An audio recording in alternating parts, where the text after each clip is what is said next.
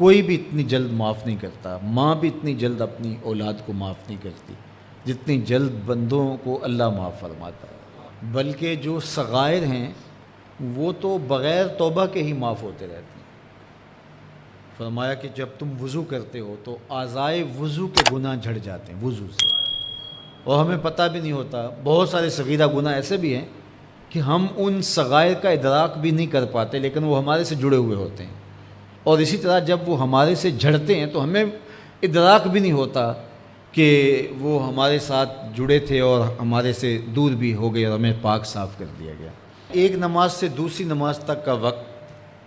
درمیان کے اندر ہونے والے گناہوں کا کفارہ ہے۔ ایک جمعہ دوسرے جمعے تک، ایک رمضان دوسرے رمضان تک گناہوں کا کفارہ ہے۔ تو یہ اللہ کی کرم نوازیوں کے رنگ ہے۔ بلکہ فرمایا ہم نے تم کو جو بڑے گناہوں سے منع کر رکھا ہے، اگر تم ان گناہوں سے اپنے آپ کو بچا لو تو ہم اس کے صلے کے اندر تمہارے چھوٹے گناہ ویسے ہی معاف کر دیں۔ ایک تو ہے کہ تم وضو کرو گے تو جھڑیں گے، ایک تو یہ ہے کہ تم کچھ اعمال کرو گے تو اس کی برکت سے یہ گناہ ساتھ جھڑ جائیں گے، لیکن اگر تم بڑے گناہوں سے بچتے رہو گے تو ہم تمہاری اس بات کا اعزاز تمہیں دیتے ہوئے کہ تمہیں اللہ کے حکم کا پاس ہے اور تم بڑے گناہوں سے بچ رہے ہو، اور جو چھوٹے گناہ تم سے سرزد ہو گئے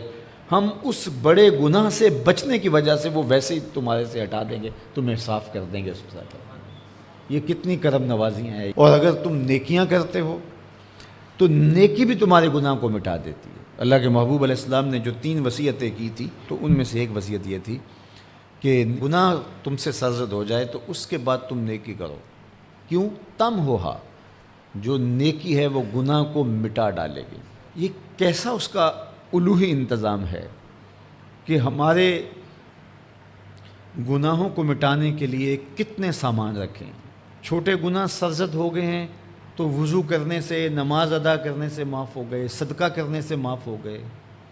کسی کو مسکرا کر ملنے سے معاف ہو گئے، رستے میں پڑی ہوئی چیز ہٹا دی تو اس سے معافی ہو گئی، دروشی پڑا تو گناہ معاف ہو گئے اور خطائیں دھل گئیں اور درجات بلند ہو گئے، اور نیکی کی تو ساتھ گناہ بھی معاف ہو گئے۔ تو باقی رہی بات کہ کبیرہ گناہ، بڑی بڑی باتیں، تو شرک سے بڑی بات تو کوئی نہیں ہے، سب سے بڑا گناہ تو شرک ہے، لیکن اگر بندہ توبہ کر لیتا ہے تو اللہ شرک کو بھی معاف کر دیتا ہے۔ ایمان شرک سے برات کا اظہار ہے تو شرک بھی معاف ہو گیا، ورنہ شرک معاف نہیں ہے، اور باقی کبائر بھی توبہ سے، رجوع اللہ سے معاف ہو جاتے ہیں۔ یہ کتنی اس کی کرم نوازیوں کے رنگ ہیں کہ اس کے حضور جب آپ آ جائیں اور اپنی معذرت پیش کر دیں تو وہ بندے کو شرمندہ نہیں کرتا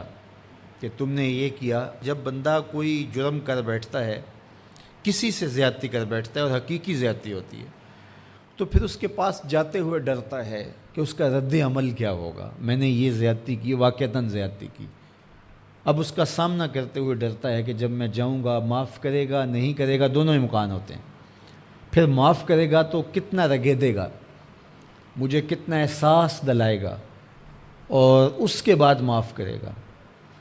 تو بندے کے قدم اٹھتے بھی ہیں، اور کئی وسواس اس کے ساتھ جڑے ہوئے ہوتے ہیں کہ معافی ہوگی یا نہیں ہوگی، اور میری تذلیل ہوگی یا میری کیا صورتحال ہوگی، کسی سے بھی معافی مانگتے ہوئے۔ اسی لیے لوگ اڑ جاتے ہیں، بعض اوقات وہ جانتے بوجھتے ہوتے ہیں کہ ہم نے یہ زیادتی کی ہے، اپنے بھائی کا دل دکھایا ہے، حق مارا ہے، زیادتی کی ہے، لیکن وہ اس احساس سے بچنے کے لیے تو پھر آہستہ آہستہ آہستہ آہستہ وہ اس کے عادی ہو جاتے ہیں۔ لیکن آپ اور میں گناہ کرتے ہیں تو گناہ کرنے کے بعد جب خیال پیدا ہوا کہ معافی مانگنی چاہیے، تو جب ہم وضو کر کے قدم اٹھاتے ہیں توبہ کے لیے تو ہمیں کوئی ایسا وسوسہ نہیں ہوتا کہ وہ معاف نہیں کرے گا۔ بلکہ حضرت داتا گنج بخش علی حجویری علیہ رحمہ کشف المعجوب میں ایک بزرگ کا قول نقل کیا کہ جس نے توبہ کی اللہ نے اسے معاف کر دیا۔ تو پھر ایک دوسرے بزرگ کا قول پیش کیا، کہا نہیں ایسا نہیں ہے کہ جس نے توبہ کی اللہ نے اسے معاف کر دیا، بلکہ یہ ہے کہ جس کو اللہ نے معاف کرنا تھا اس کو توبہ کی توفیق دے دی۔ وہ خود کہتا ہے نا کہ توبوا الی اللہ، میری طرف آؤ، رجوع کرو اور میری طرف آ کے اپنے گناہوں کی معافی مانگو، تو اللہ توبہ کے لیے بلا رہا ہے، تو جب بلا رہا ہے تو اس کا مطلب ہے معاف کر دیا تو بلا رہا ہے۔